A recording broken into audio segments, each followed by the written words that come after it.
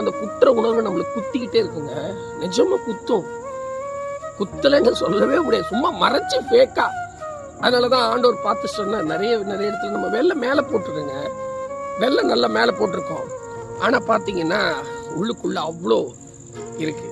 இன்னைக்கு நிறைய பேர் என்ன பண்றாங்கன்னா பாவத்தை மறைச்சிக்கிட்டு ஒரு ஃபேக்கான ஒரு இதுல வாழ்ந்து கொண்டு இருக்கிறோம்.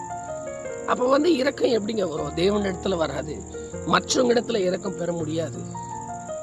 அப்ப பாவத்தை மறைக்கும் போது உண்மையான வாழ்க்கையில நம்ம அடையவே முடியாது.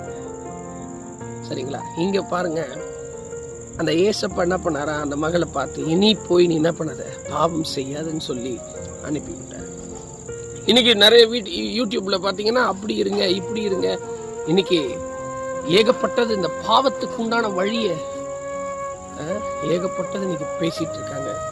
நான் தயவு செஞ்சு சொல்றது ஒன்னே ஒண்ணுதான், தேவனுக்கு பயந்துருங்க.